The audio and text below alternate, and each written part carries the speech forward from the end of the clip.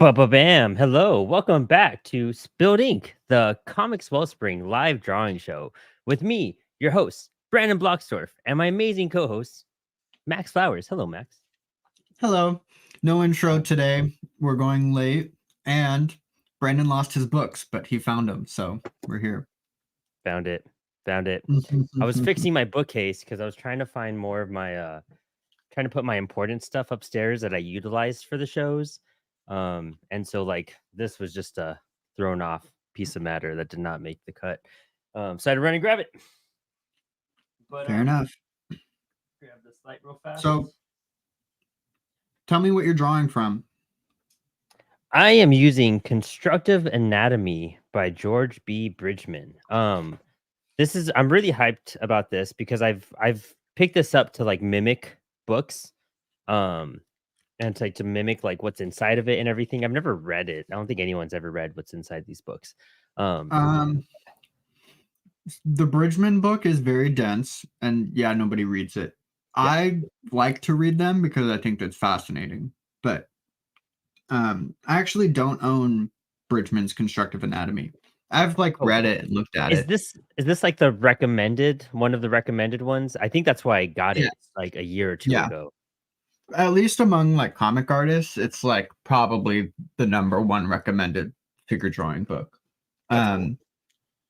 In art school and other stuff where it's more classical, they recommend some different stuff. But I'm pulling from Morpho Anatomy for Artists Simplified Forms, where there's a whole series of this that covers all sorts of different stuff. But this is by Michelle Loricella.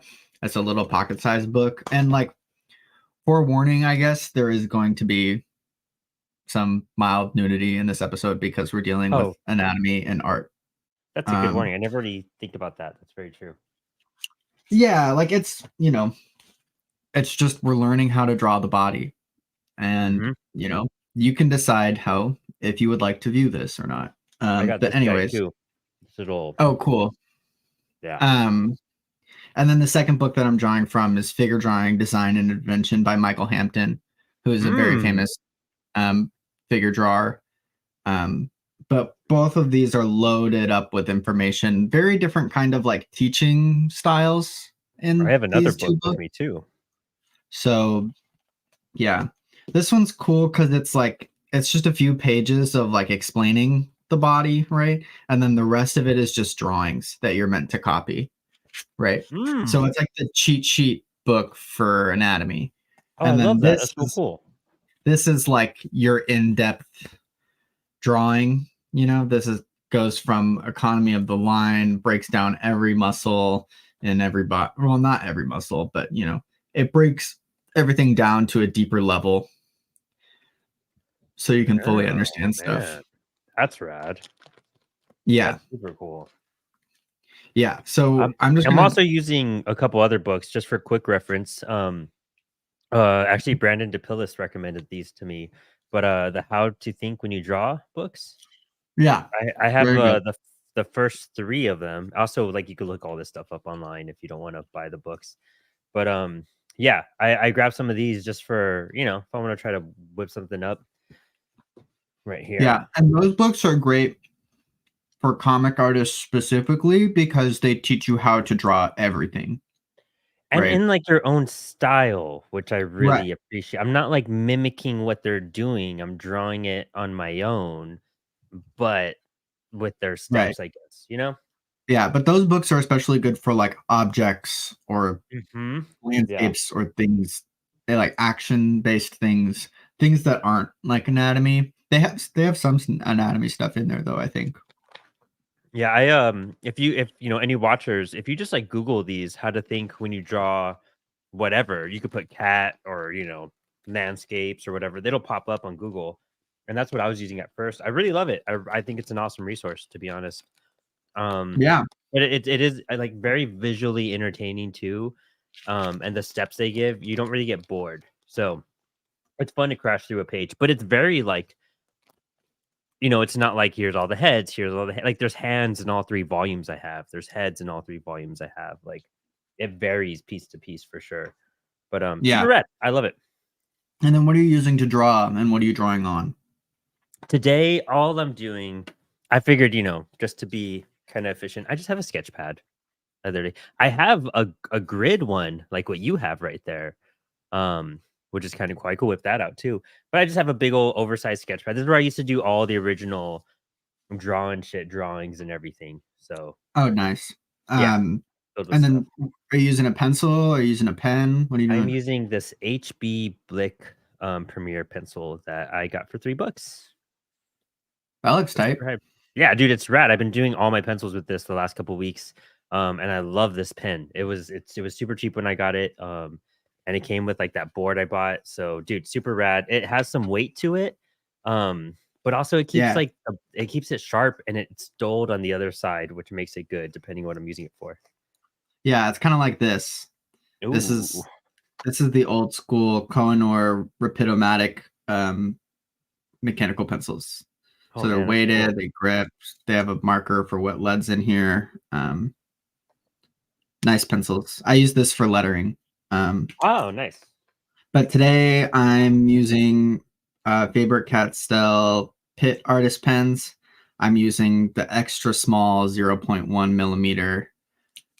They're just fine liner pens, but I'm doing it in pen because I've Mm, done anatomy before in pencil, yeah. and this is to challenge and push myself to think about lines. And the real reason why it's so tiny is because the line being so tiny is going to expose every single error that I make. I You can thought I hide had a behind a thick, chunky line. So this is like really trying to test myself here. I have a micron I could break out for a pen too. I thought I had like a regular like ballpoint near me that I wanted to use too, but doesn't look like I do. Yeah, it's fun. It's different because you have to really think about your line before you do it. You can't do like a lot of the same constructive stuff that you would do with pencil. So I think that's what I also like about this pencil is like I don't have an eraser for it. So it feels very pen like. yeah, awesome. Um but yeah, man. And this was like a good time because we've been doing so many episodes where we're just drawing stuff and like next week we're gonna draw Hellboy with a good friend of ours, Anton. So that's like super exciting, but like just going back to the basics, and that's what the show is about, to teach me how to draw and do stuff. So we thought today would be a fun episode just to kind of grind some core essentials out, build some new habits, maybe find some clarity in a few things, and roll from there. Yeah. So what's your experience with anatomy? Do I just like open a book and I just start mimicking it, or I just, I go from like it just depends. I mean, now I know how to like make a shape and then form out of it. Before I would struggle and just try to start, you just start drawing thinking that's how you start. But, now I do some like light layouts to get a general idea, and then I kind of just touch in the details after that. But it all starts with shapes now, like quick shapes. Yeah, and there's so many different ways to do it, which we'll get to when I marked some pages specifically because I thought they'd be a good example of like different ways to construct. Um, Okay, cool. but yeah, I mean that's really the way to do it. Like I think the common saying with Bridgman at least is like, um, don't read the book, copy all the drawings in it, right? Yeah. Just copy it straight off, right? And then go back through it and copy it again, but this time just look at the drawing and then close the book. Oh, yeah, that's what I've heard. Yeah, yeah. Okay. Yeah. Are you So starting on things specific? Should I just open up a page? What are you vibing? Are you vibing a body part right now that I should open up yeah, to? I marked some pages off that I thought would be good for me to do. Um, but I'm starting with the torso is what I'm starting with. Oh, fun. Okay, I'll try to find a torso in here. A lot of these start off with hands and such. Yeah, because it's kind of like the basic building block, like everything connects off the torso, Mm-hmm. right? So I figured it'd be good to start with. The neck here, the shoulder, the arm. And I also think that like the torso is a really interesting spot because so many forms meet there. So there's a lot to try and figure out.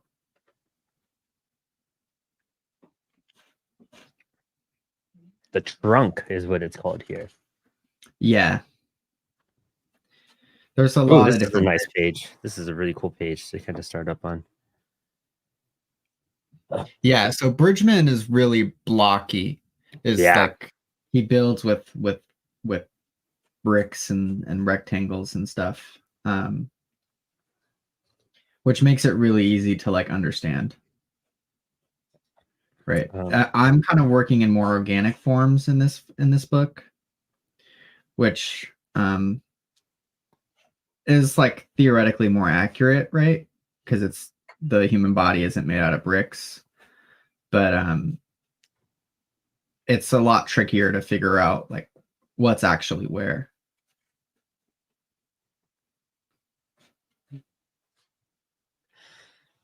All right, let's see here.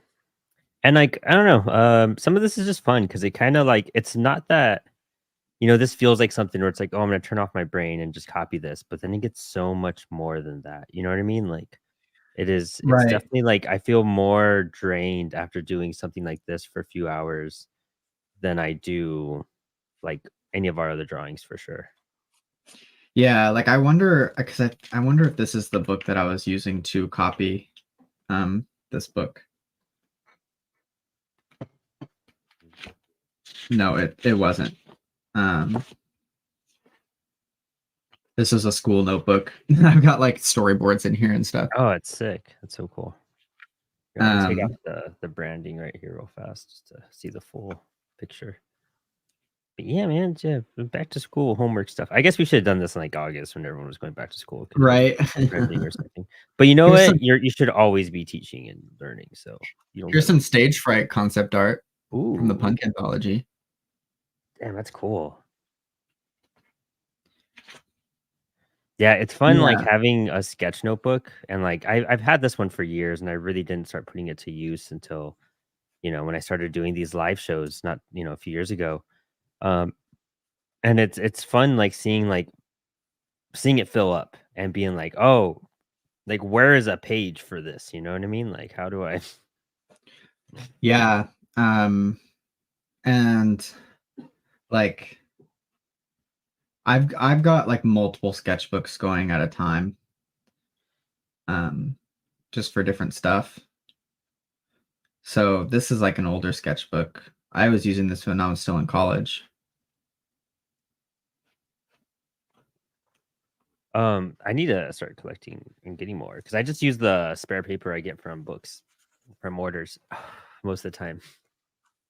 I would straight up like well, I make my own sometimes because I have a long arm stapler, Oh, but cool. you literally just like the most cost efficient way to do it and to like force yourself to not care about the book being precious and just draw is to literally just use copy paper.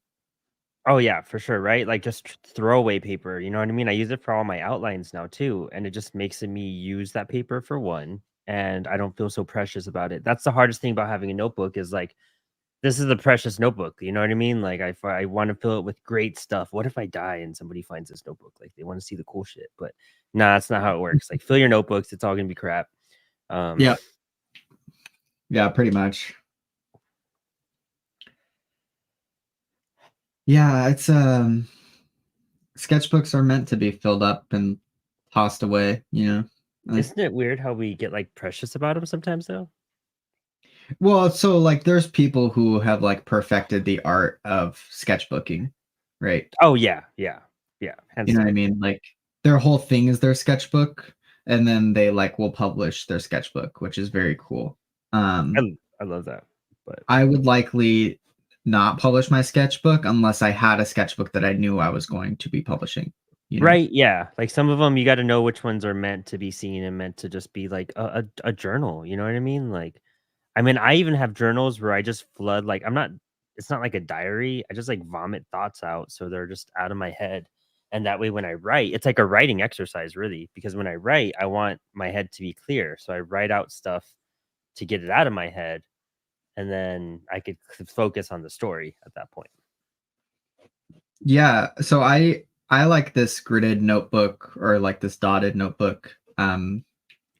Because of that, I can like really easily just do panels, and I'll just fill the page with panels and writing and notes and trying to figure stuff out. Honestly, I need to do stuff by hand way more than I do right now. I feel like Yeah. that's why I try to stray away from digital so much. I hate how much I write digitally. Yeah. They're kind of making like, first we had smart devices and Mhm. now they're like making dumb devices. Yeah, dude, straight up. I've seen those keyboards and everything where it's just like you can't do Yeah. anything but do that. Yeah. And it kind of looks like a Kindle or something, but with a keyboard. Yeah, yeah, exactly. I have a friend using that, and it says he wrote his old comic like that because he's like, I You can like it? finally focus. Yeah, he liked it. He liked it a lot. I can't I justify spending that much on like a dumb device, but yeah, I think that they're cool as hell. yeah, I feel you on that. Yeah, whatever makes you get your workout, you know what I mean? Like, I guess just do that, you know? I mean, I would typically write out my scripts by hand, and that way when I would type it up, it's like if I did a draft, you know what I mean? I'm doing touch-ups then, you know? I'm not just like retyping it all in there. I'm fixing things. Yeah. Um, so that was the whole purpose of writing in a notebook. But I feel like even now, like I play things out in my head so much, which I'm getting better at with my drawing, and that's why I compare it to my writing right now. Is that like it's hard for me to visualize stuff when I'm drawing, and I don't know how quite to like think about things yet. You know, I'm figuring a lot of it out. It doesn't come naturally, like making a body or anything yet. But with, like, my writing, I could play a scene over in my head over and over and over and over, and then once I have it all laid out, that's when I start typing, like, because I know every beat in my head. Yeah.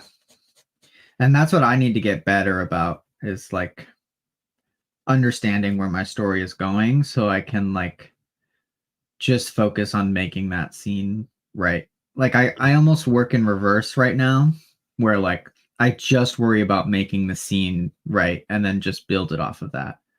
Um which really isn't the best way to go about it, but I mean it works or at least it's working. Yeah.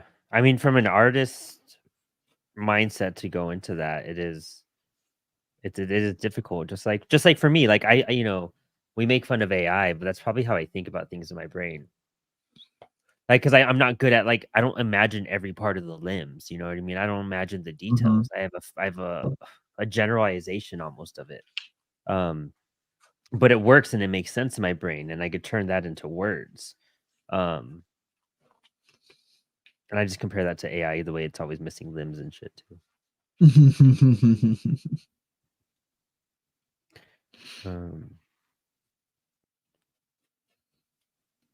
yeah, the process is always interesting. Yeah. Honestly, talking and doing this is harder than doing like a character, I feel. Yeah, because you have to double think about your shapes Yeah. and you're trying to learn it.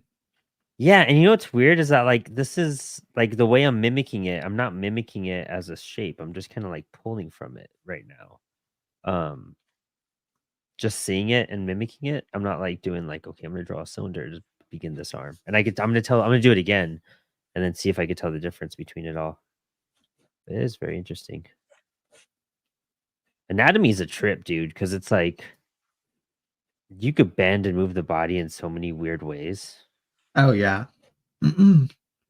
Which is why like if you're inventing the figure, right? It's like it's kind of funny because if you invent the figure, very very typically you're going to end up with something that's actually more boring than if you were to like use a photo reference, Yeah, that's very true too. if that makes sense. Yeah. And then They're gonna if miss those details, you know what I mean? That's what's right, gonna and you happen. know somebody's really good when they can invent poses off the top of their head that are dynamic, that are like bending and contorting the bodies in crazy ways, but also believable ways, right? Yeah. It's like insane. But like I know you were playing like your bass before doing this. Literally anatomy is just scales. You Exactly. know, Exactly. Yeah. Yeah. 100%. I know, dude. I cut that way too close. I was like, I finished all my work stuff, and then I was like, all right, I have like 20 minutes to play bass. It's gonna suck, but and then I I was had like watching 5 minutes to get ready. I was sleeving some art and watching a documentary on American hardcore. Oh, I've been wanting to watch that. I haven't seen that yet, actually. It's really good. I mean, Yeah, I've seen like almost every documentary on the dude. punk scenes everywhere. Um, Uh, Lex and I were just watching.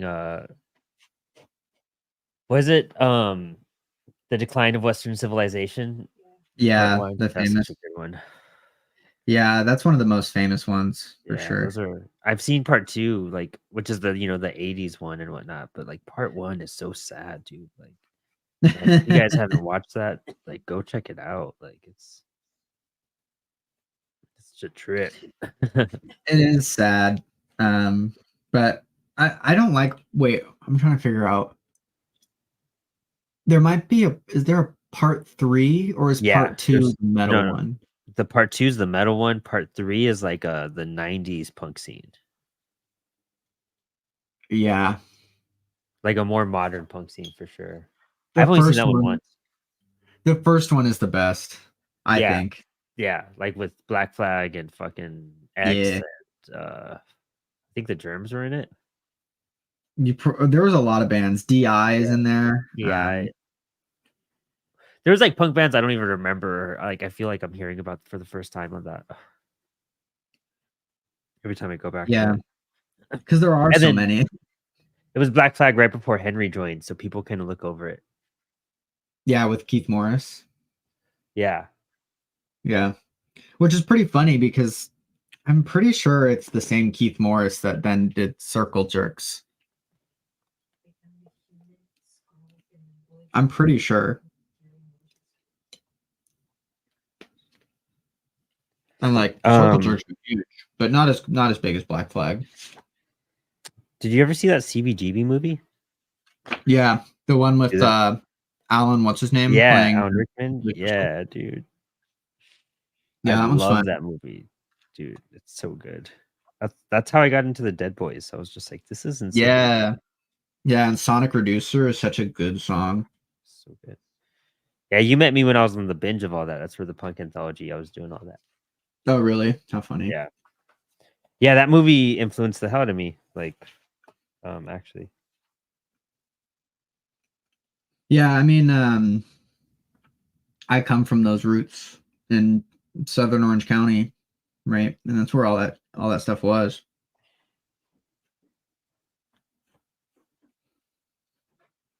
So I lived in Uh, those, I lived in those spots. I went to those venues. that's cool shit. Yeah. Dude, CBGB's like a giant overpriced fashion store now. It's super sad. CBGB's really only lasted a few years, if that. Yeah. Yeah. Like it really just like disappeared as soon as it came. Um, and there were always other clubs in the New York scene too. Yeah. Max's, I think, which is funny, but Max's was another big one in New York. I would like to like go. I mean, that would be a cool trip for you to come down to like my side of the country and then we go up to New York and go check all that stuff out. Yeah. Well, and DC has a huge punk scene Oh too. yeah. Yeah. Dude, so much to explore out here. Yeah, I'm gonna send you this. There's this recording of this show, and it's this band's last show called, and the band's called No Justice, and they have a live show recorded on YouTube. That's the freaking most insane show I've ever seen. Like they Really. don't even start playing, and the singer is already like stage diving and like throwing stuff and like going crazy. Literally, like 30 seconds into it, he like jumps into the drum kit and knocks it all over. That's amazing. It's so it's so funny. Um, But the DC scene was crazy. Yeah, dude. That's also a big incentive when I moved over here. I was just like, well, this adds up. And Apollo being birthed in the same region, you know what I mean? Like the comics didn't come out until I was on the side of the country, so it is. Yeah. Um, yeah, man. Trying to think of, honestly, like Amazon Prime has a lot of those really good punk documentaries. Yeah, or just music documentaries in general. Actually, yeah, just in general. That's they always have the talking head stuff on there too. All right, I'm gonna try this difference. So when I'm doing anatomy, I'm not focusing on like the names of muscles. Like maybe it's because like I've already kind of learned it, Uh, but I just generally think of like shapes and like curvature. I really don't think it's super important to memorize like the name of the muscle and what it does, and especially if you're like more of like a cartooning comic artist, you have yeah, your own style. You just need to know the big shapes and what they do generally. Booby, I can't have you doing this, man. Cat is just taking up my entire thing right now. Oh, all right. Yeah, I think that's what I'm wrapping my head. Oh gosh, dude, you can't be around here. I love you, dude. I'm wrapping my head about more because anatomy is where I feel like I struggled the most, 100%. And it's really just because I think I like overthink it. Um, Right. and I don't know, like hands like actually scare me less than doing like a full body, if that's weird. Hands are easy because you can use your own as reference. There you go. There's that too. I lost my page because of my cat, so I'll start a new one. The tricky part, especially when you're learning, is like not getting too involved into detail and not tackling shading at all. Okay, that's cool. I feel like Yeah. that's kind of what I do because like I do all these like really fast. I don't put like a lot of thought.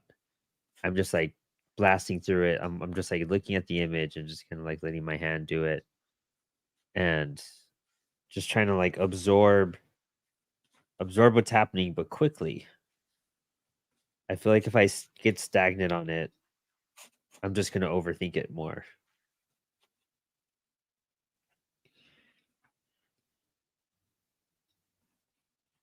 Because Yeah. also then you could do more caricature stuff. Like how do you pull that off like as a cartoon? You know what I mean? Like how are you going to play with the anatomy with what you like might have messed up? Right. And in figure drawing classes, like day one, they Uh-huh. like, okay, you talk about like your components, right? It's like a head, a torso, which could be an oval, an egg, a rectangle, whatever it is, right? Your hips, which is a box, and then like arms, right? Which is really just like kind of like lines doing things. And then like the legs, right? And then so you have like your components. And then they say, okay, now the model's going to pose or do whatever. You have 30 seconds to draw the entire figure, go. Yeah, exactly.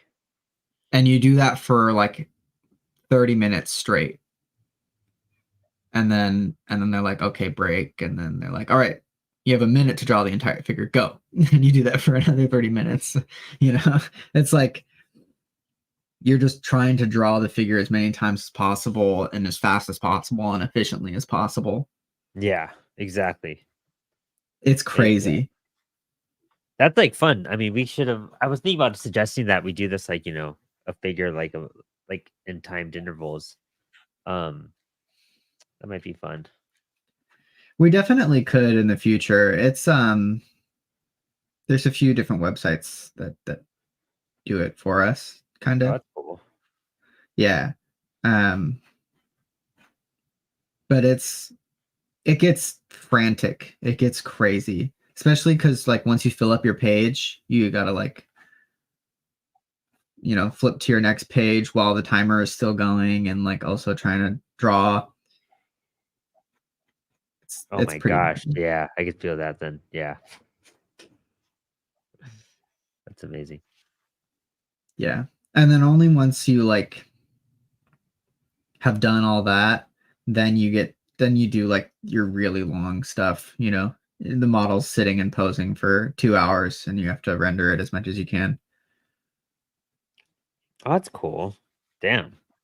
See, the rendering part, that's where I'm kind of slowly picking up too. Like, I feel like, you know, the first layouts kind of trip you out, but like the rendering is where you really put like the 3D-ness to it. You start figuring out those textures. And that's where I'm like, oh, so this actually does work kind of.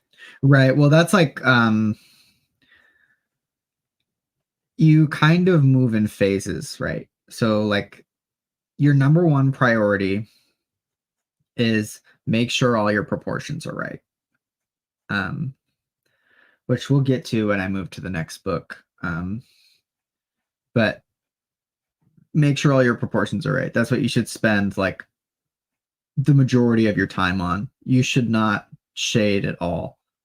Um, and then from there, once you like have nailed everything down and made sure that everything is in the right place, right? Then you like map out your shadow as usually like one shape, one big piece. Um, and then you work in and like really refine stuff and um, go into complex rendering and stuff like that. But really, like the hardest part is getting all of the shapes in the right place at the right size working together. And especially doing time figure drawing, it's a whole nother like process than like just studying anatomy more casually like this. Mm-hmm. It's a different skill set drawing from life. Yeah, because especially because like movements, right? Like you kind of have to like, I mean, when you're doing like figure drawing, like live figure drawing, ooh, Tanner has a reference for us. Oh yeah. Coquist Cafe has been a great resource for my figure drawing post college. Yes. Oh, that's Yeah, cool. Croquis Cafe. Yeah. Sick. Although I don't know if it's still paid or not. Um, I'm sure they have like some free stuff. The go-to is usually Line of Action, lineofaction.com. Okay.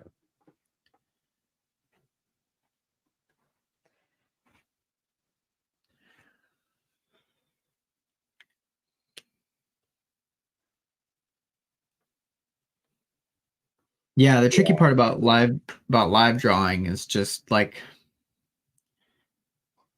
that it's somebody didn't fit like in these books, somebody has already figured it out for you, you Oh know? yeah. Yeah, exactly. Yeah. Versus life drawing, you're working with a full model. So there's like a billion things that can go wrong because you're forging your own path. You're deciding what shapes are where, you know? Yeah, then like certain shifts, like you have to like, kind of work with that. Like here it's a still image, like nothing's moving.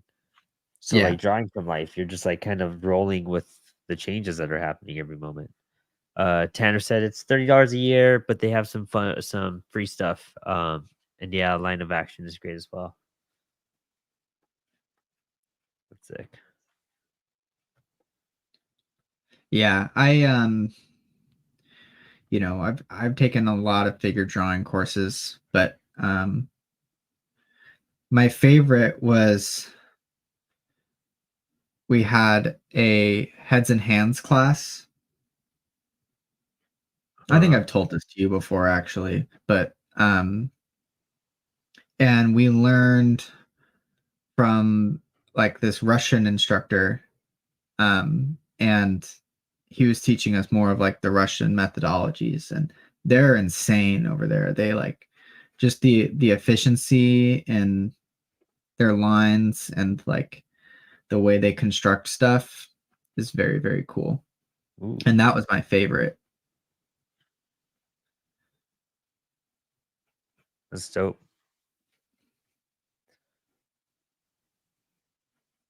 Yeah, you have told me about that though. That's super cool.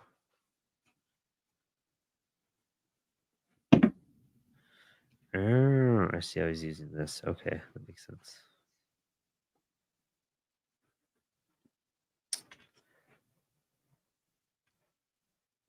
Yeah, this is like an interesting like brain warm up, you know? Yeah. Really, I should probably study this more than I do. Or at least I need to like go back to it, you know. Every Well, once in a while I have to remind myself, like, oh yeah, I should probably copy this book a few times. yeah. I really just need to sit down and just go through it page by page. Because even if it's shitty, it's gonna make a huge difference. Oh yeah. There's always a noticeable difference after you do it, you know? Yeah. See, this is what like this is a good thing to probably do when you're just like when you're watching TV or something. You know what I mean? Yeah. I think I was setting some time aside a day and I would copy a page. Yeah. Or like, oftentimes we'd have like mandatory sketchbook stuff. It'd be like, okay, you have to fill a sketchbook. Uh huh. And so I'd just fill it with copy drawings from this.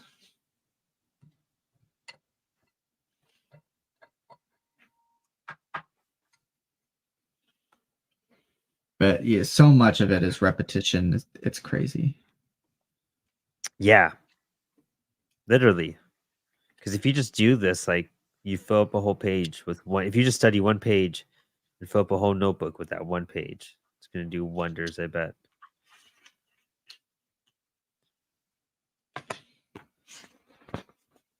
Yeah. So I did my torsos. I'm trying to decide if I want. I've got upper arm. I'm trying to pace myself so that I can get to drawings from all of these pages. Oh, cool. I found this How eye far page. I'm hidden. how far are we in right now? We're 38 minutes in. We're actually tracking really well right now. Oh, okay. Yeah, I'm gonna be a little bit more selective about what I copy. Um, yeah, the body is like deceiving too, because like you can simplify an arm down to a tube. Yeah. But in reality, there's like so much more going on underneath that, you know? Mm-hmm. I can't do that. It's gonna bug you guys. So I think it's really tricky trying to figure out how far you're gonna render it and what to simplify and what not to.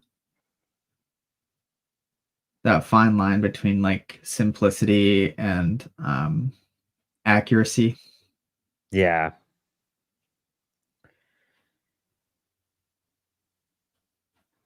I started slowing down and I could tell it's like getting crappy. You know, I do a lot of like short bursts, like I scribble. I feel like I need to do more like just like line trust.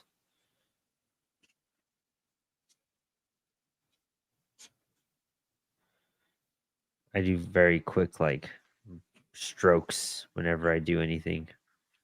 Oh, are you chicken scratching? Is kind of what it's called. I Are guess. you when you draw your line, if you Uh-huh. want to look at the screen real quick, are you Yeah. moving along your line like this? Yeah. Yeah. So you don't want to do that.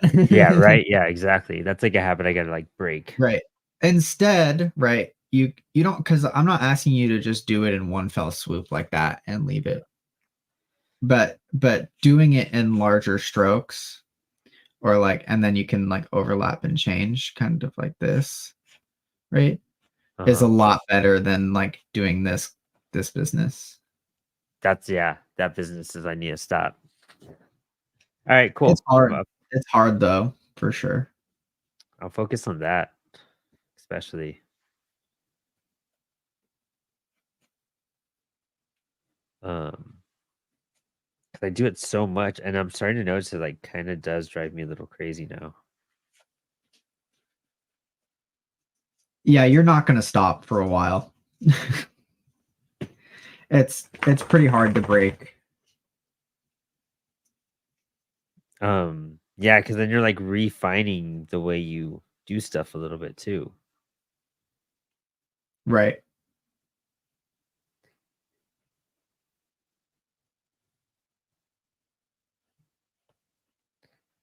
Um, that's kind of shitty.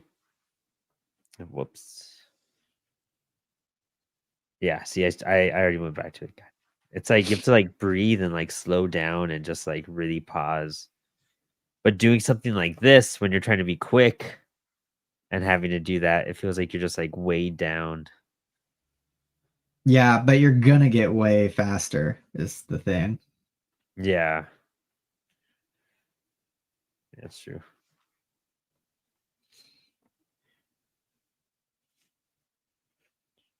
Yeah, part of it's just that like you're still learning how to visualize your line and where things are even gonna go when you make that line, you know? Yeah, 100%. It's exactly what it is. I could feel that for sure.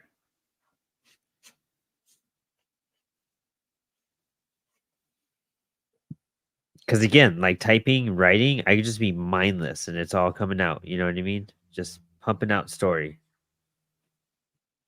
Uh, formatted and everything. You know. Yeah. That's just because I could see it differently. We were kind of talking about that, like being a writer, trying to draw a comic, and how like all of a sudden when I try to do those scripts, I'm like I have no idea how to write or how to think about comics or anything. But it's because it's just a different mindset completely of trying to do that sequential on your own. Yeah. Which like we'll do a thumbnailing video eventually. Yeah, yeah, hands down.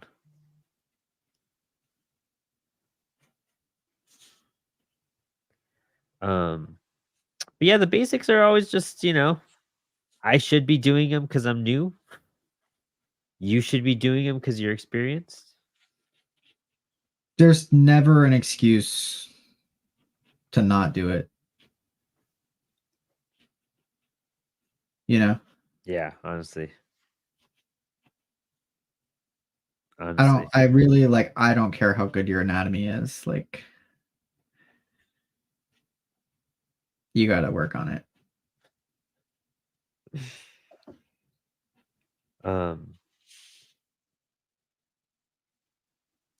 maybe I'm early enough in my drawing where I could really make a pause to that chicken scratch. You're like, no. No, you're just going to do it for a really long time until you have drawn enough, you know? Yeah. Cuz it's confusing because like the answer isn't to draw everything in like one line perfectly either, you know? Hmm. The answer is like somewhere in the middle of chicken scratching and doing that. Yeah, that makes sense. I know what that Like, means. Yeah. yeah, you're going to use like longer searching lines to find your shapes, and then inking is like that perfect line. but we're Ah, not okay. inking. Yeah.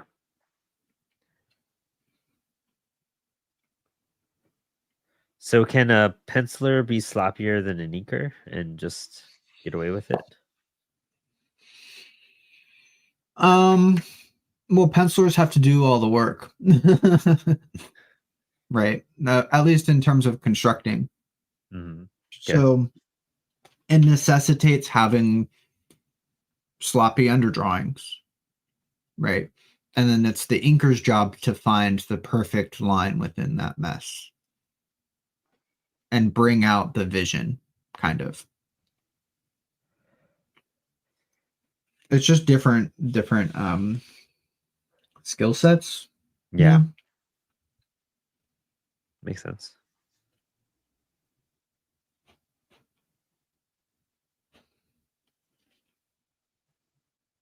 Dang, I didn't think I thought I stopped. I'm back at it. I'm gonna get like put like a rubber band on my wrist and like snap my wrist every time I notice myself doing it.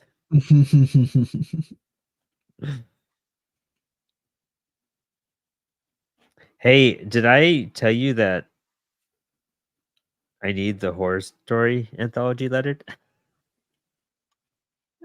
um yeah, but have you sent it to me? No, it's not ready yet. But You did tell me. Is okay, that the cool. thing you're doing with Tanner? Yeah. Yeah. Okay, cool. I don't know if I like really told you about it, but I've been telling everybody that you're lettering it. Yeah. Let's see. Like that adds up. That Yep. I'm usually the last to hear about it. yeah, exactly. As long as I get you like a week before I give you the assignment, and I go great. Yeah. Yeah, I lettering I isn't.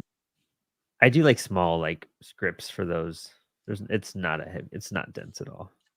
No. And it's not like you're asking me to hand letter everything either. Oh yeah, exactly. Like I think the last page is a 2-page spread, and I have like 4 words in the credits. I'm wondering what I want to do next. So like this is a crazy like you know that this person is very good at what they're doing. Uh-huh. Because look at this hand right here. Yeah. You see how few lines it took to build this part of the hand? Oh, yeah. And it's like clear. It works. It's 1, 2, 3, 4, 5, and then technically 6. He edited that line. So 6 to build that portion of the hand. Probably a lot more in, the fingers. But this is very efficient. It's beautiful. It's accurate. You know, like That's very this is where you're trying to get yeah. to. Yeah. But then, like, you look at mine, and I've got way more lines than that. Oh, I found one that's just basically lines. Oh wow. I see that. Yeah. Right? I've got like 3 Interesting. lines for this side, 2 lines here, 2 here, 2 crossing, 1 here. See, he did this in 1 line. I did this. I broke it up into like 2 segments. Um, but I'm also not focusing on line efficiency. Yeah. I'm just like basically just saying I'm using it as an exercise. Like, how am I just gonna get this done? How am I gonna mimic this, you know? Right. Yeah, you got to learn your shapes first. You're like, "Oh, this shape gets used for this part and this is what it looks like when it's rotated." Dang, And I'm chicken scratching again, dude. I'm gonna call myself out every single time I notice it. I'm just gonna build shapes on this one then. yeah, it's honestly like it's not that big of a deal. Like it's not like the best habit, right? But it's not bad that you're doing it. You're using it to try and learn and stuff. So you'll get better about it over time.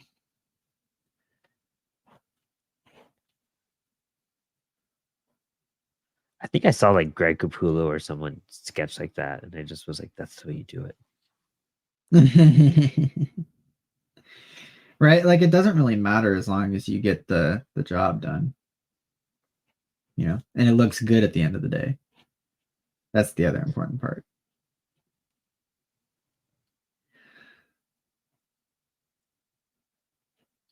Because like there's also inkers that don't find that perfect line ever, right? It's almost like the pen is their pencil. Yeah, exactly. I think that's Sienkiewicz, how I saw it. yeah, Sienkiewicz, Mahfoud, the guys that just like freestyle it. The difference is that they've been doing it so long that they can They pull it know off. that's the thing. You gotta like learn the rules so you could break them. You know what I mean? You gotta know how to do it a little bit before you can start messing with it Yeah. efficiently.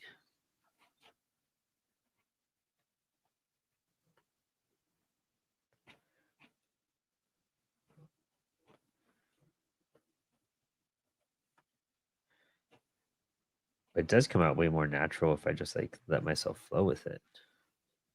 Like the mistakes are almost better and easier to like work with. Yeah. And then as soon as you can draw a floating figure or a floating hand or whatever, then the next challenge is like drawing that thing interacting with something. Oh dang, yeah. Right? Like on this page, it's hands interacting with objects. So Oh it's like cool.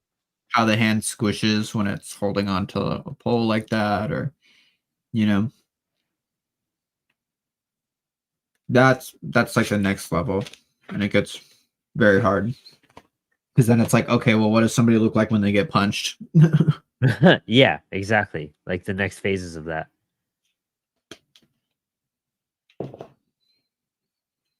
So do you think it's like good to just like go all in, or do you think it's best to like, okay, no, you got to take, training wheels, learn how to do this before you try to do this? Or um, or do you feel like just have fun, but also like grow and learn while you have fun? I think it depends on your goals, right? Uh, And how fast you have, and or how long you have until you have to be good. oh, okay. If Yeah. that makes sense. Yeah. So if you want to get really good really fast, there are ways to do that, but they suck. They are boring, and you know, like it's going to be a lot of work. Yeah. If you're just like trying to draw more or less for fun and like just trying to exercise those creative muscles and learn more about drawing, then like just copy stuff that you like, have fun, and you know, do it the way you want to do it. You'll improve over time, but there are like skill ceilings too. You know what I mean? Like Yeah. you get to a certain point and then you're going to stall there, and then you have to like learn something new to break through and improve. Hi, booby.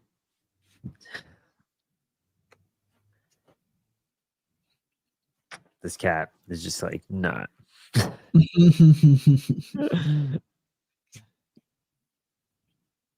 I'll feed you if you leave me alone. I love you.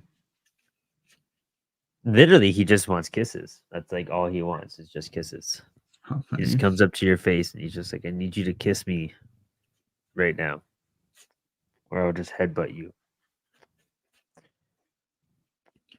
Come on, my guy. Come by that. Oh, I guess this is something else that's good to talk about is like the difference between like constructive anatomy and gesture drawing. Uh-huh. So what you're looking at is constructive anatomy, Okay. which is okay. The torso is like this box, right? and it's got sides to it, and then like you cut into it, and then like, okay, your hips are another box, right? And then like it's a cylinder for the arm. So that's using shapes to construct a complex shape, right? Versus figure drawing is more like following the curves of the body more freely, if that makes sense. Uh-huh. So like you're just like working with like contours and midlines and like flowy shapes, right? Which is how you get like an arm to like look elegant, right? If like that's the gesture of my arm, right? Then Yeah. it has this flow to it. Um that I can then follow and build up on, right? Versus if I'm constructing it, it's going to be really stiff because I'm like, oh, the arm goes like this and then it bends up, Oh, right? So yeah. this is going to look a lot more stiff than like a flowy gesture line. Oh, that's cool. And then like, obviously great artists use both, right? You capture the energy with the gesture drawing, and then you build on top of that with your constructive anatomy to make sure that everything is where it needs to be. Oh, nice. Yeah, that all makes sense.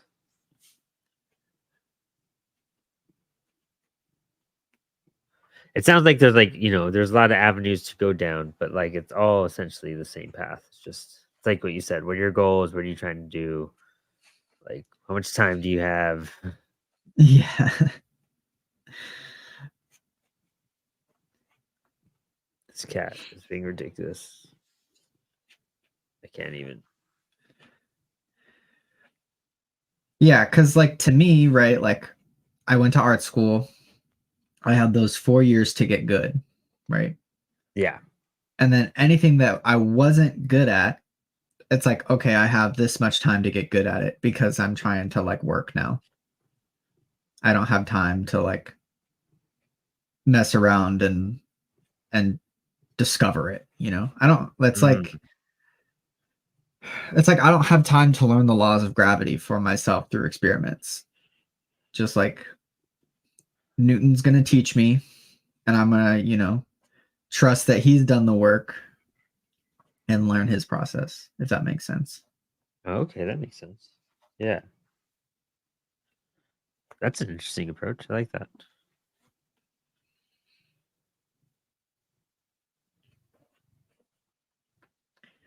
Yeah, because like I'm sure it's fun doing all those experiments, right? You know, but and like I'd sure learn a lot just figuring it out on my own. But at the same time, like somebody else has already done that. I should just like listen to what they have to say.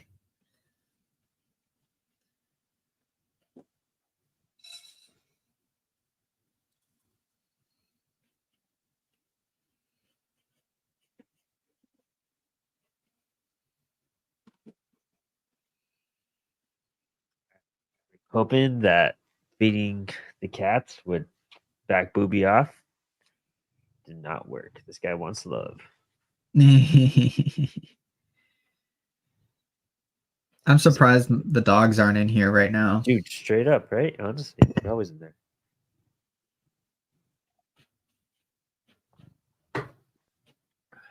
Although it makes me nervous sometimes when they're not. I'm like, what are they getting up to?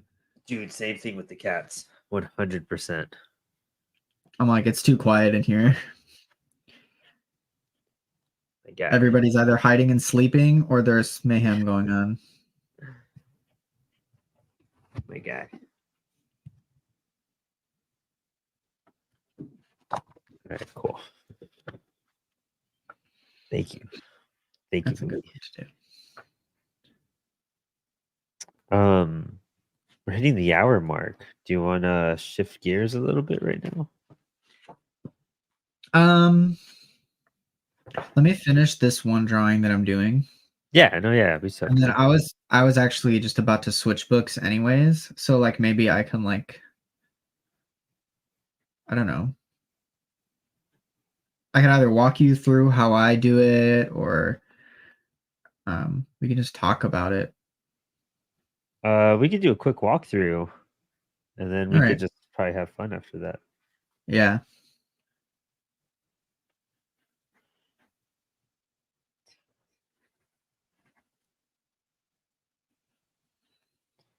Lips are kind of difficult too. Yeah. There, it's like every body part needs its own tutorial almost. Yeah, honestly, dude. 'Cause I was gonna be like, oh, this is how you do it, but then I was like, there's Like, the whole thing. one, there's a million ways to do it. Two, like, am I gonna now teach you how to draw like a toe? Like, Yeah, yeah. That's what I'm kind of realizing too, is that there's a million ways to do it. So if you just like figure out your way to do it, that works. Like, right, figure out how they're doing it, and then yeah. then figure out your own way of like what makes sense to you. Okay.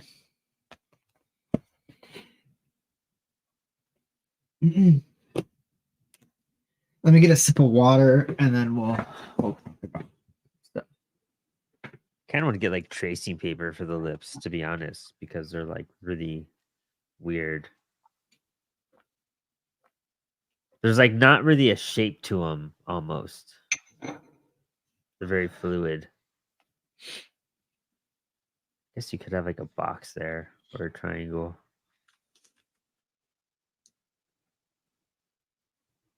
I don't know. So, okay.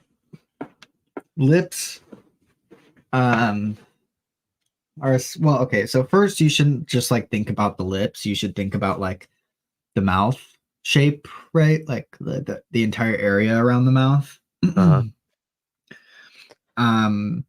Which more or less is kind of like this like ball shape that then gets like cut off by the chin, right? So like this is like your mouth muzzle, or like some people it's like a cylinder, right? And then it wraps around that. But anyways, like, so you're gonna have like your mouth like somewhere around here in the middle, right? And then lips are essentially like fat pads. So you're gonna have like two down here, like this, right? And then you're gonna have one in the center here, and then two more that tilt down like that. So if I draw this bigger, you've got like a little one here, a big one here, and a big one here. And then you've got two that kind of go like this. And then drawing over that, you've got essentially, right, a triangle that points down. And then the same on the other side is a triangle that points down. And then like it connects here, kind of that's like cool. that. Oh, And that's so then cool. and then the same way here, right? It's like you follow those lines, and then they kind of like connect in the center, and then do the same thing on the bottom, right? You follow your lines and then do that. And then there's like the corner of the mouth, which I saw somebody describe as like a donut, which I thought was like a great way to describe it, where you have like a little hole in the center where like everything kind of joins, and then like you have like a wider shape here, right? So like this is like your donut, and then like the lips come off of that.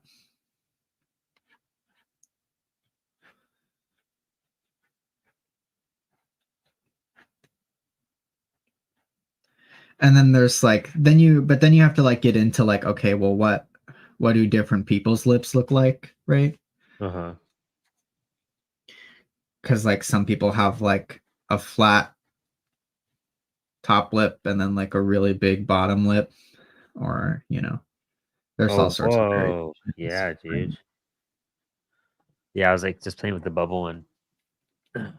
And then like, okay, now it's like an open mouth, right? And that's a whole nother thing. It's like this is like getting stretched and pulled. And then this like goes and like wraps around in on itself. And then this kind of goes like this, and then like that. And then like this, you're like your Cupid's bow, and your face kind of goes like that. And then this goes in and out, and here's your mouth muzzle, right? And then like your teeth. Huh. That's insane. Yeah, it's tricky, but like this like these oval shapes really help me kind of like just pour oval shapes like that, or Yeah. sometimes in the middle. Yeah, no, that's making sense to me too. That donut one kind of made sense as well. Yeah. Because you're just like laying out the lines, and that came out pretty good. And it's just like figuring out how to like not make them boring is doing that little mouth shape right there. Yeah. Yeah, because Yeah. if you just draw the lips isolated, it like looks like the Rolling Stones logo. Yeah, dude. You Yeah. know? Exactly. Yeah. So you gotta like draw it in the context of where a mouth is. Um, let's see. If I was smart, I would have invited Tanner for this episode. Tanner's been doing all this stuff on his downtime lately. Yeah. Oh, so like I thought that this was a really good example. I'll let you finish your drawing and then I'll talk. I don't know. You can tell me. Okay. Or I'm not even gonna draw it. Maybe I'll draw it after the fact, but I just want to talk about it first. Because like first you have to Oh. understand what you're looking at, right? So like these three drawings right here are like a great example of like the different ways to construct, right? So this is like gesture drawing construction where you're working with more organic irregular shapes and finding your midlines, your half lines, working like that. Then you have Bridgman, right, working in blocks and bricks. And then like another simplified version, but using round shapes, using cylinders, stacking. But what's important to note here is like, I don't care if I really draw on this, so I'm going to use a pencil. Um, that there's like three sides to this, right? You have like your front, you have the underneath, and then you have like a side plane.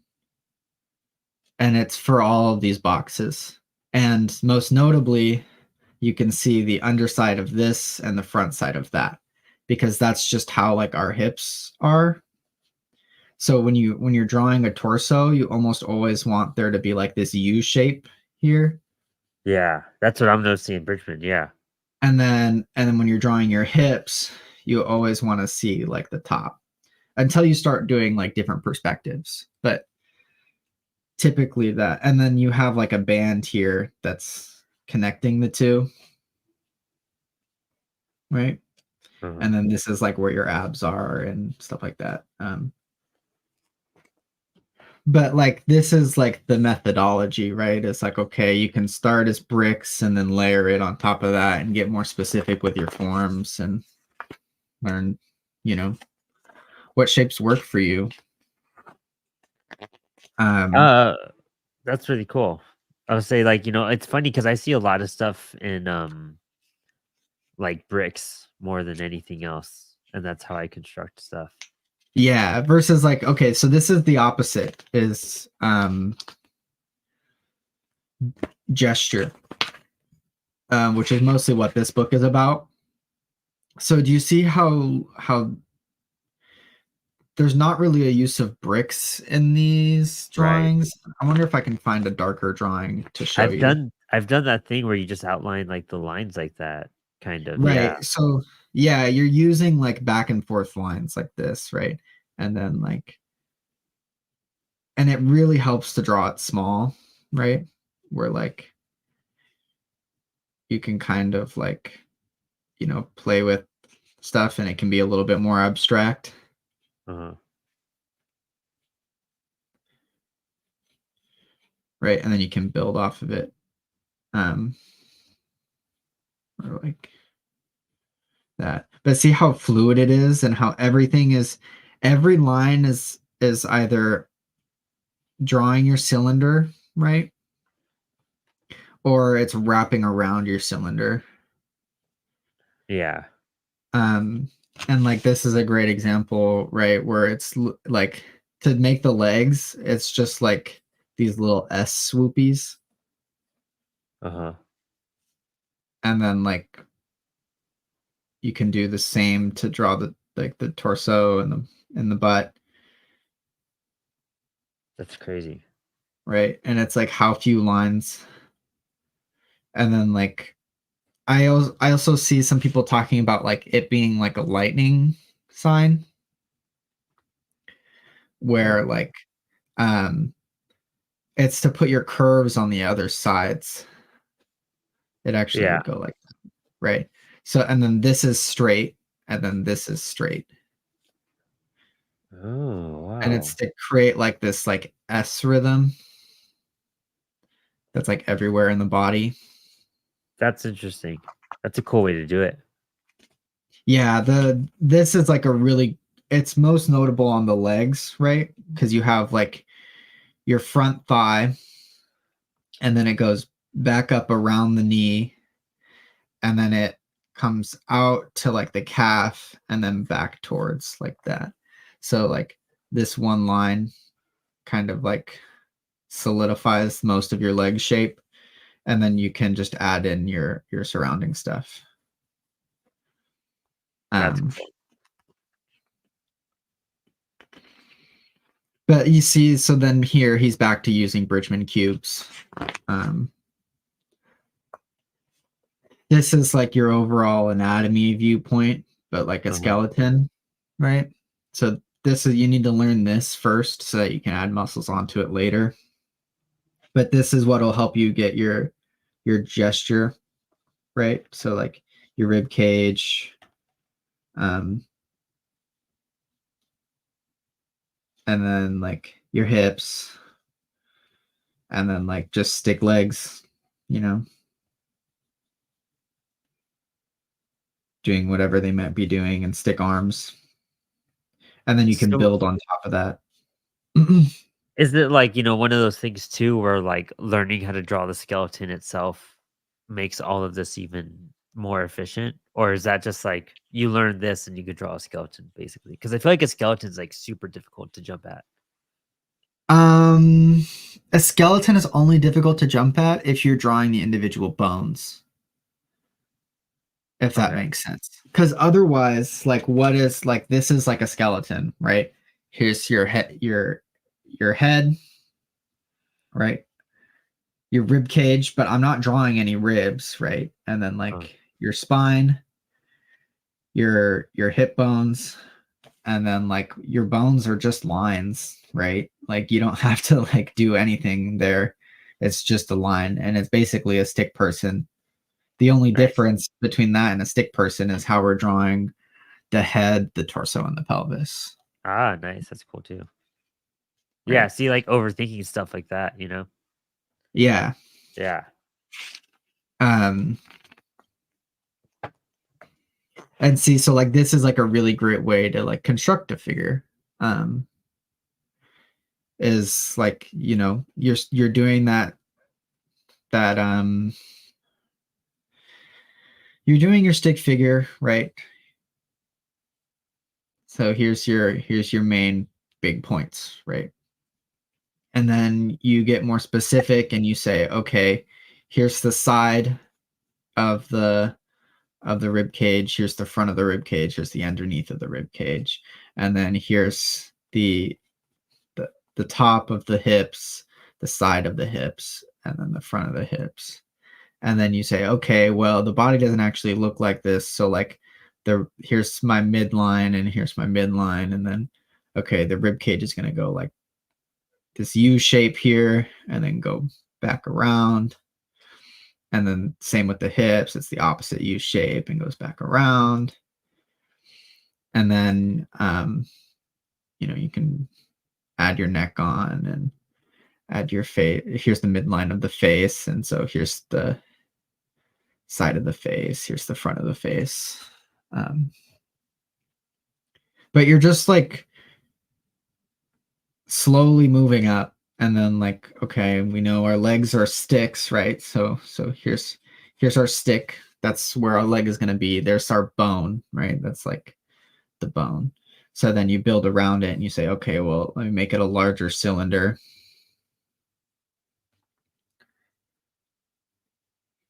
And then here's the other bone, the lower leg bone. And then let me draw that cylinder. And then you can say, okay, well, it's facing this way, and then this one's facing the opposite way. Yeah, so this is volume, right?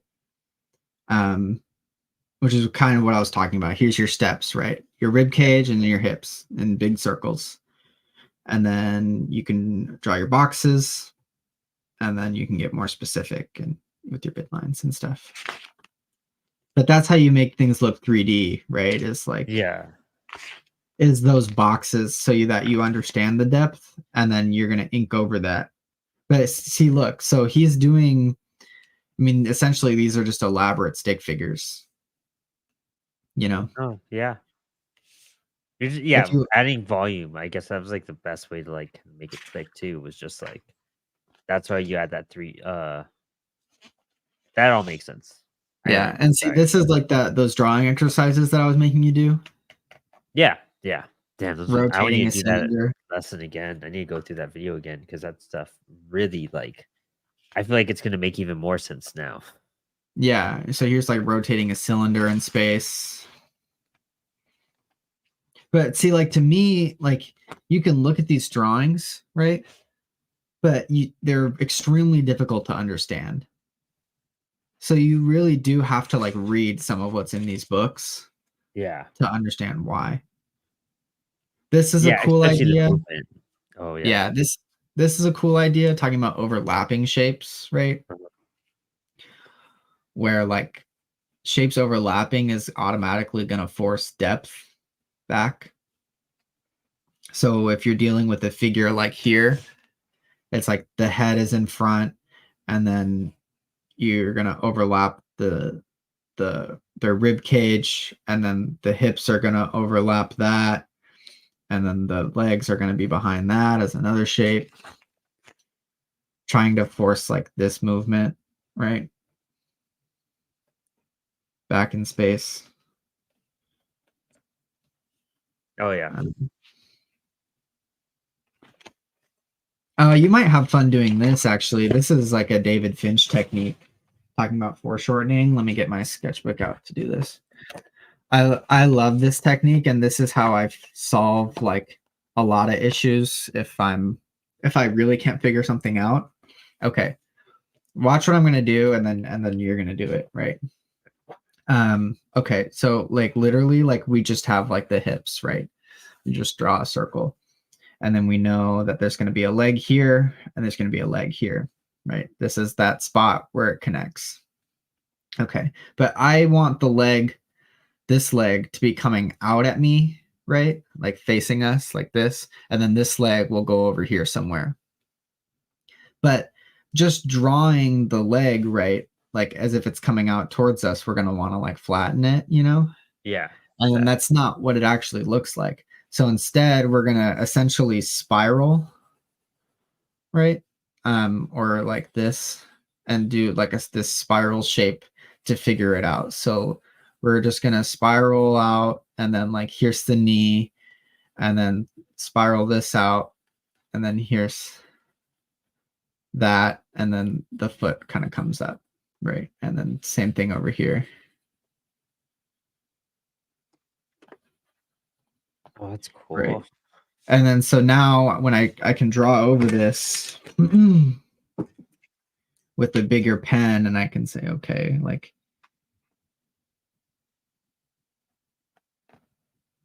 I know the knee is here. Oh, I get you. Shut that out. This is gonna be embarrassing because I'm trying to figure out where the frick the big toe is. Oh, here. Right. Oh, dang. Okay. And then like suddenly this is coming towards me in space versus like this is like going the other way. And I did this really rough, but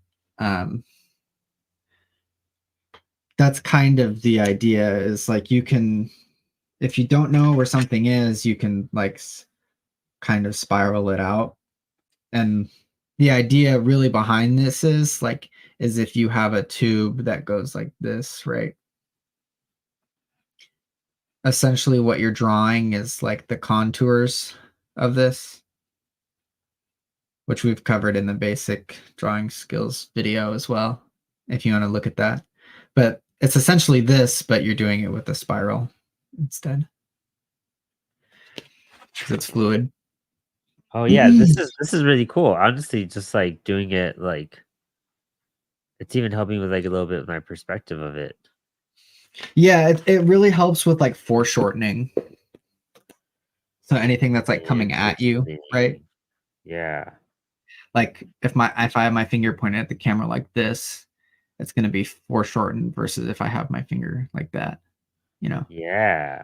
How do you show Oh, that wow. depth, that like Z depth? And then that spiral technique will help you with drawing stuff that way.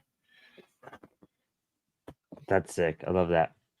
I'm gonna try that out for especially for some of the poses that just feel confusing. I think that's a good way to clarify it. Yeah. And like here's another really good thing to practice. In heads and hands, it was like, okay, you're gonna draw like 20 skulls a day, Yeah. until you figure out Yeah. how to draw a skull. But these are your proportions. So I'm gonna walk through these, but hold on.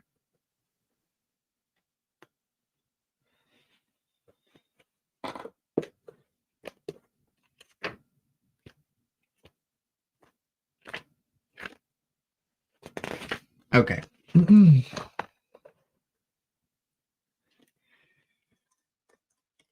Okay. So we're starting with the cranium, right? And then just drawing a line down. Here's our where it's gonna end. And then like, So you do a circle for the cranium? yeah. Actually I don't, like if I'm just drawing, but Yeah. for the sake of this, we are, right? Um, but essentially, right, so this is your top, this is your bottom, and then you want to find the third and then another third.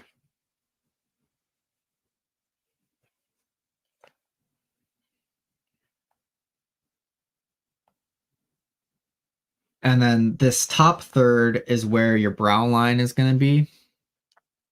So if you follow the shape of that circle, that sphere, right? That's where your brow line is going to be. And then this other third here is the base of the nose, the bottom of the nose. So then we're going to like draw this kind of shape. And then halfway between the base of the nose and the chin is going to be your mouth. And then halfway from the mouth to the bottom of the chin is where the top of the chin is.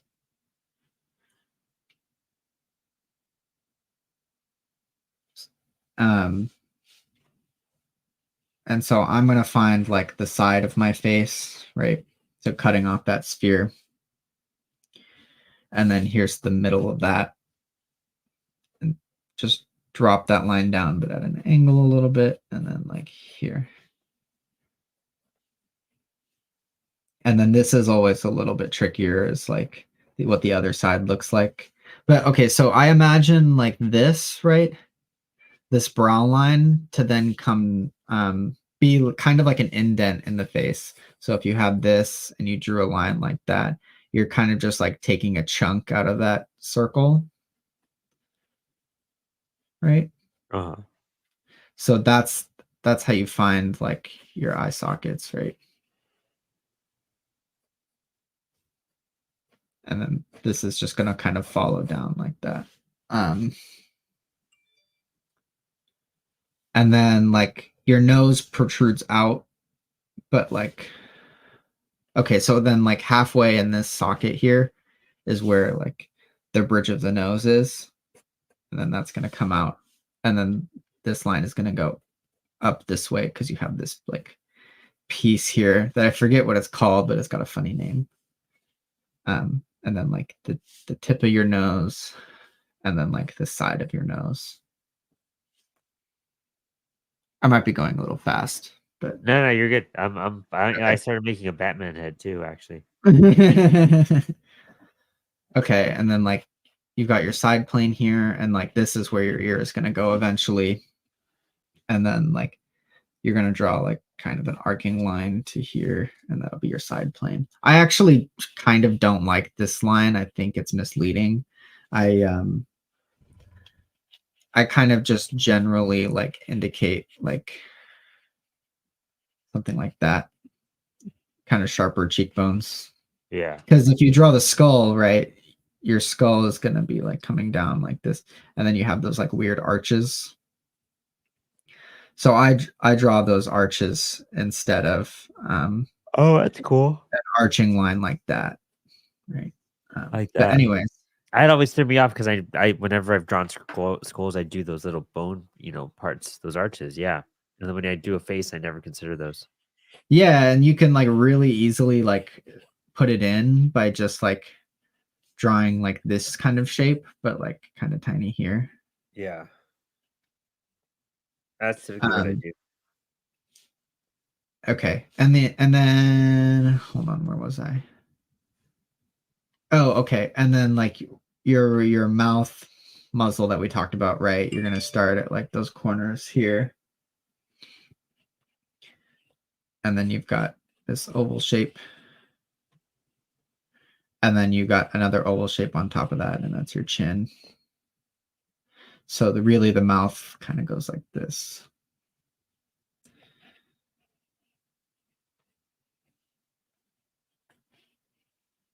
Um, and then your mouth's going to be here. So we can do kind of what we talked about earlier, but really like you don't need to. It's just like this is a plane that's going.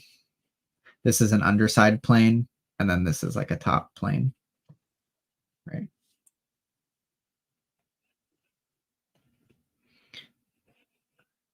And then you can draw like a hairline in. You can draw your ear.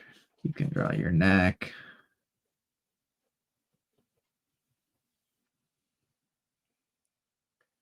And then like your eyes are gonna like sit in here kind of, right? Because we imagine this as like an indent, right? Yeah. So your eyes are gonna be deeper set in that indent. And then your eyelids are gonna be layered over those big eye shapes. Which like is a whole nother thing, right? Like figuring out how an eyeball works.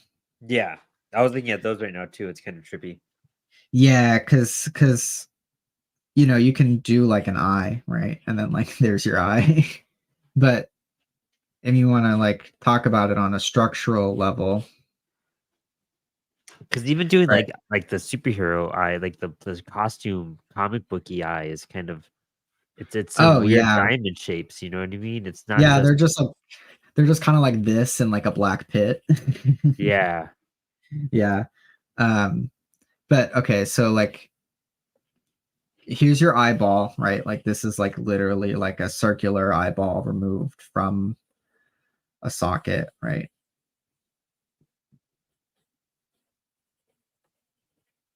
All right, here's your eyeball. And then you have skin that's like wrapped around it, right? But like your Yeah. skin isn't just like paper, it has depth, right? So actually it's going to be like a set of lines like this, and then another set like that. Begin scratching again.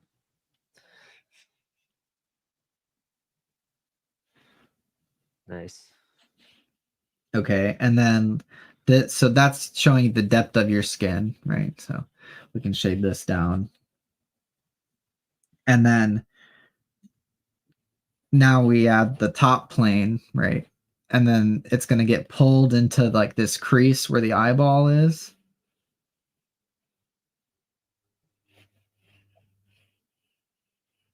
And so this is like your top, and this is actually like your bottom, right? So then actually we can kind of, for simplicity's sake, we can shade this so that we know like this is a bottom and this is a top and this is a bottom, this is a top. And then this comes out again in your larger brow shape, right? And then this is again now a bottom. And what you're basically doing is you're alternating your top and bottom shapes. So like it goes bottom, top, bottom of the eyelid, top of the eyeball, bottom of the eyeball, top of the bottom lid, bottom of the bottom lid. It's like, I don't know, it's kind of confusing, but if you imagine it kind of like this zigzagging. Oh, that's cool. Right? Like that's the rhythm that you're following Nice. for really everything in the body. Yeah. But No, honestly, right? Because even when you're doing like a gesture outline, like it's a wavy, it's like an S shape throughout everything. And once you yeah, said that earlier, that's really the and pattern that's I'm your noticing. right, that's your S shape again, right? Yeah. Right? It's like your top of the leg, the bottom of the top of your leg, which is really your knee, right? And then like the top of your bottom leg, and then it goes to the bottom of your bottom leg, right? But that's a lighting thing. But you need to understand this without shading that in order to like set your stuff up. Uh-huh. But like proportions are like really important. Like obviously everybody's got a different head shape, you know. Mhm. Um, but it's good to know the academic ones to fall back on. See, here's all those same measurements that we were just doing. Nice. You know, there's your third, your half. Actually, yeah, he's using different measurements, but well, no, he's not, because he's defining the brow as a third, and then um, this is another third, or it's halfway to the chin. Nice. Uh, That makes sense. Yeah. Ears, I always just do a little hook. That's oh, ears are like kind of easy. They it depends. I mean, very rarely are you ever drawing an ear up close, right? yeah. So if you're just Kinda get sticking away an with ear it. on a character, I kind of do like this shape Yeah. business, right? And then here's like actually it connects on that side plane. But anyways, it's like this shape and then a Y, Oh, that's kind cool. of like that, and then your little nubs, and then like it gets really easy, right? It's funny, I used to draw them as like little X's, like a little cartoon or like whatever. But yeah, it's super easy to just throw in like Dude, that this. that Y shape just like clicked a lot for me too. Yeah, you're defining like that top plane to the ear or whatever you want to call it, that like that cartilage hook, and then your Y shape, which is that like this thing in here. Um, and then you can carve out that little thing there, and then you just add your little nubs or however you want to do them. People have different ears too. Their ears are very unique. Um, Yeah, there's like a great simplified graphic of like here's like your brow, eye, hollow shape, and then your nose protruding. Here's eye studies. See, here's where he's showing that that skin has thickness. Here's your mouth muzzle. Oh yeah, there you go. Yeah, mouths are gonna take some practice. They trip me out. Oh no. Even the They're side profile mouths trip me out. they're hard. They're very, very hard. That's why I always like it's the last thing I always add on a face or the lips. Just Yeah. add the mouth. See, he's drawing skulls here underneath everything and then adding the features on top. Oh, okay. That's a good book. It's a great book. I love this book. Here's your musculature now. Like now he's getting into muscles and like the difference, like isn't this crazy? Like a muscly superhero, right? How Yeah. much how much muscle is covering your bone? Yeah. That's insane. Yeah.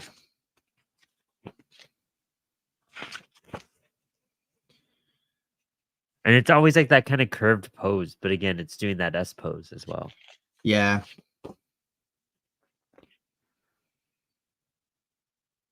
See, this is like a whole nother thing. Yeah. Layers of muscle. Yeah. Learning your actual muscles, where they go and what they do. Like, no, thank you.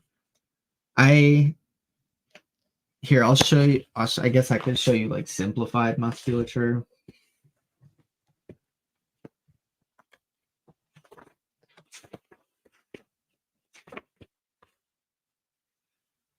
Which like, okay. Um,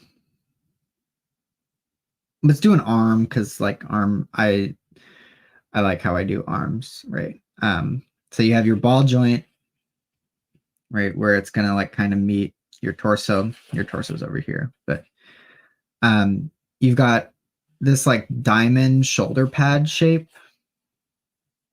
or this like kind of like triangle-y shape. And this is your deltoid,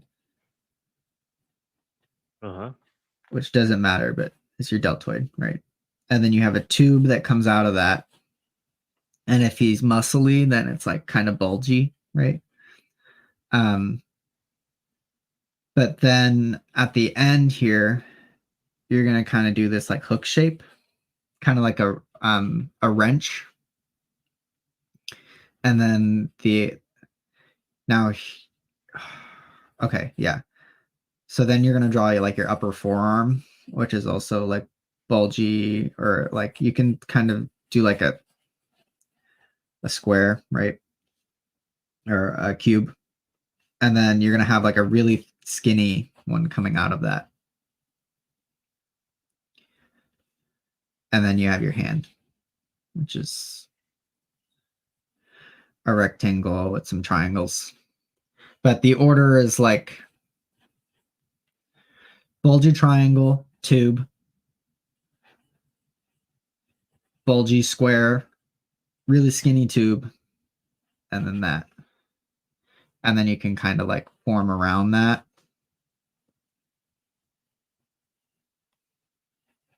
And then there's like an arm. But like, see, I'm not like drawing like, oh, the bicep is here because it's the front view, and then like the deltoid's actually three shapes here, and then like this actually goes like this over here and connects. Like, I'm not drawing your individual muscles because you can get into that later. You just need to understand this and how this rotates, right? So somebody's like arm is up doing something. Here's your triangle shape. Here's your tube. Here's your other bulgy tube. Here's your skinny, and then like your hand, and then you can like flow around that. That like forearm part I think helps a lot because like that's the part it always just seems to go straight from like elbow into like this giant like single cylinder, but breaking it up into two like that's really cool. Yeah, there's like this weird like muscle that I noticed that like if it's bent right Yeah. and it kind of goes like this, there's this weird muscle that like connects kind of like this and connects the two. And it's really pronounced in like muscly dudes and stuff. But Mhm. I thought that that shape was like super weird. But yeah, like I don't you don't draw like the elbow, you know what I mean? The elbow's like just like a little nub that you like add on kind of at the midpoint. Um I just do that alternating shape language, right? And then you can like form it. It's kind of like sculpting almost, you know. Yeah, knowing how to chisel it away a little bit too. Yeah. Um I'm trying to think of like leg anatomy. Leg anatomy is really at the end of the day like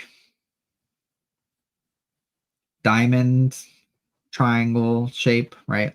Like long shape here and then like a pretty aggressive triangle and then like another triangle. Like I think triangles are the key to drawing legs.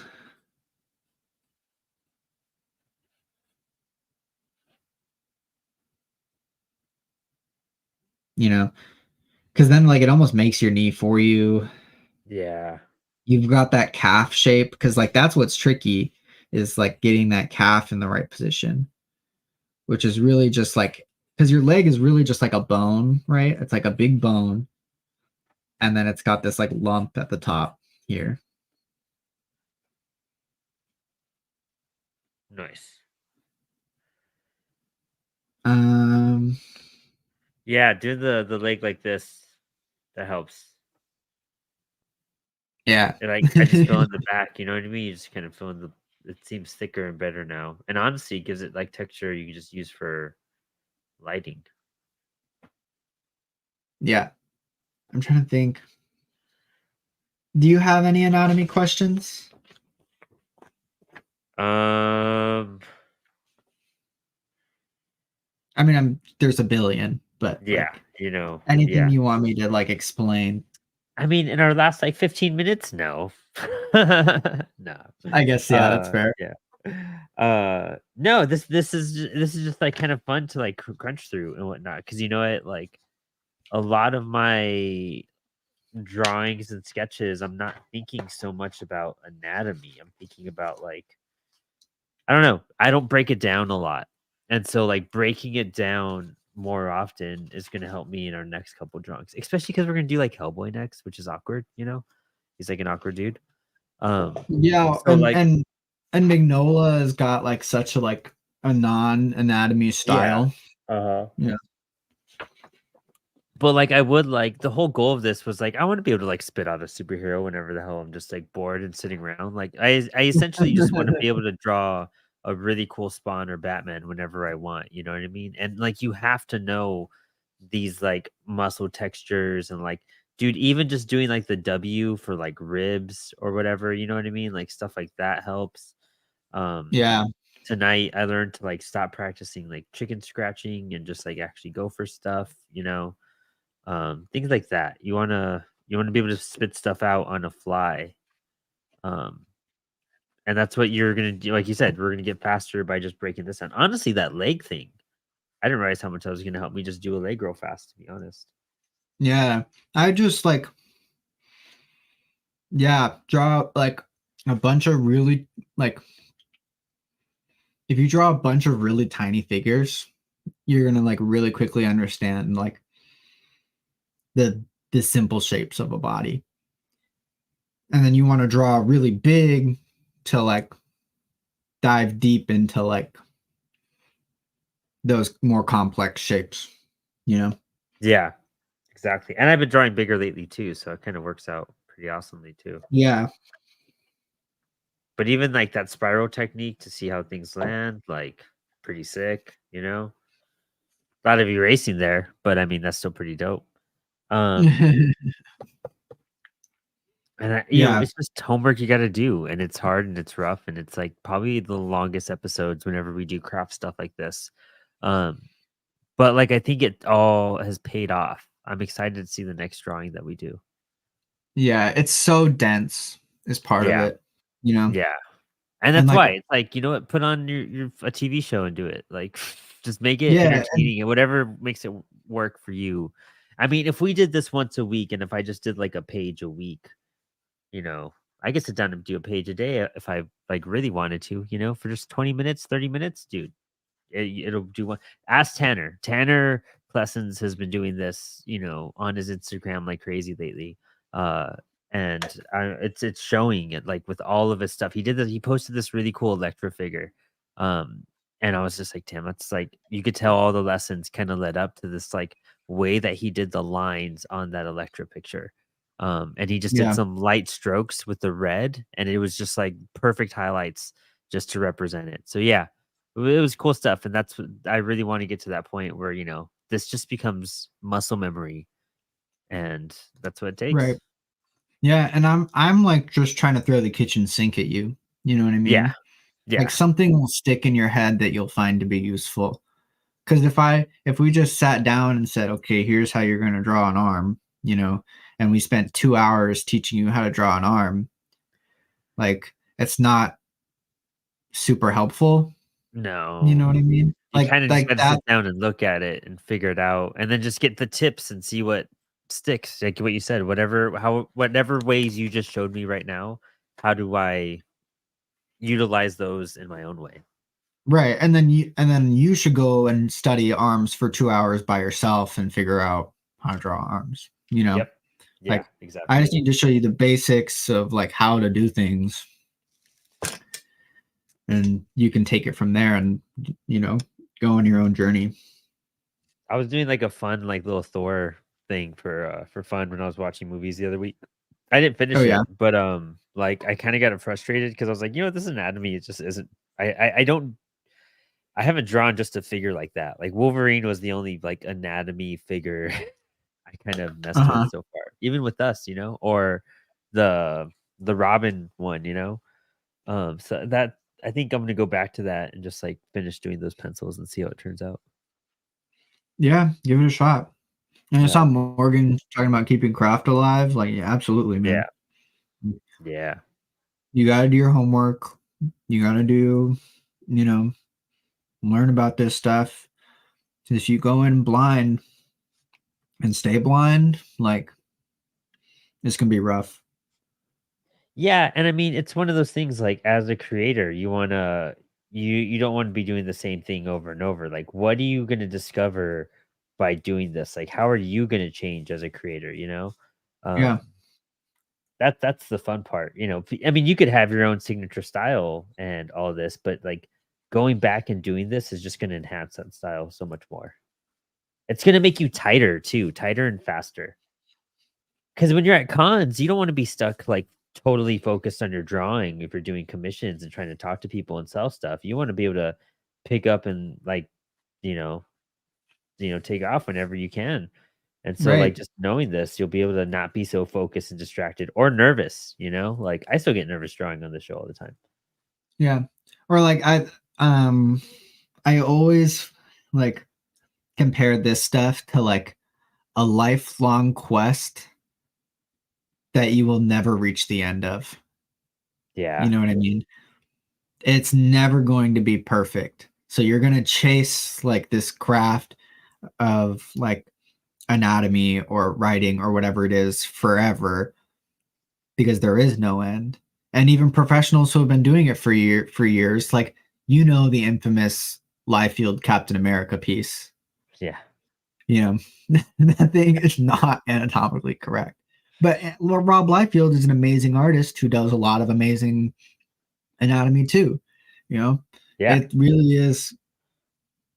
Everybody's got to practice it. Everybody's got to learn to get better because there's always more to learn, and that's why we love it. We love chasing that. It's kind of crazy, but But I don't know. it keeps us busy, man. You know what I mean? It Yeah, keeps you working towards something other than yeah. getting stagnant, you know? Like, we all need to just work towards something. And you know what? It could be worse. Well, and it's so satisfying chasing self improvement. Yeah, because then you'll look back and you'll be so proud of everything I mean, I'm proud of the stuff I'm spinning out now versus like my Inktober book, That's gonna be fun, once October comes up, and we should set up an Inktober schedule. True. Oh, Yeah. that'd be Yeah, that'd great. be cool. Yeah. Well, Brad, you know what? We could probably just stop this episode here. We're pretty much at the 2 hours. And we're just ranting at this point. But you know Yeah. what? Anyone tuning in, we have a lot of cool stuff happening at CWS. We have a lot of new announcements coming your way and a brand new show coming this Sunday by our good, amazing co-host here, Max Flowers, called Understanding Ink. I'm super hyped about it. We should probably talked about that at the beginning, or when we had a lot of people watching. I didn't think about it. True. But Yeah. Oops. yeah, that's kind of why we took this one a little easy too, because we're going to be pushing out a lot of cool stuff. But do you want to do some quick plugs real fast, Max? Yeah, sure. You can stay tuned for Understanding Ink, which is going to be, um, talking about craft and skills and little bite-sized segments just on how to improve your design, how to understand the print journey, how to understand the process of going from, what you love to do to the printed final book. And we're going to be exploring a lot of different stuff. So it's going to be a cool show, and we're going to release an episode every Sunday is the goal. So yeah, so check that out. That's releasing this Sunday. And then also check out Bubbles on the Lesser Known Comics shop at lesserknowncomics.com. It's a black mold written neon queer horror book. All sorts of cool stuff in there. And then there's also the process scene, which walks you through inks, scripting, the journey of the book, the story, and hand lettering, all sorts of really cool stuff to get some behind the scenes on how the book was made. And yeah. I actually don't have anything good to promote around me. I just have the punk anthology right here, which you get at lesserknowncomics.com. And stay tuned. We're gonna have a website for Apollo City Comics. We're gonna be able to get a lot more merch, exclusive things, leftover Kickstarter stuff, all sorts of fun goodies are gonna go up on there. And our Patreon is relaunching. So I'm really hyped. So stay tuned for the Apollo City Comics Patreon announcement, where you'll get stuff like book club, where creators of Apollo City Comics will read a book just about every month, and we'll all talk about it, and you get exclusive behind the scenes content, making of all sorts of cool stuff. But stay tuned for that. I'll be announcing it all over the Apollo City page, and I'll try to sneak in some promos on the CWS page too. But yeah, super hyped, super hyped. Thank you all for hanging out tonight. Another spilled ink in the books, always a pleasure. Thanks for just being awesome, everybody. And if you're at San Diego Comic-Con, we wish you were there too. So Yeah, true. Have fun. yeah, awesome. Well, Max, this has been lovely, and I would say good night. Later.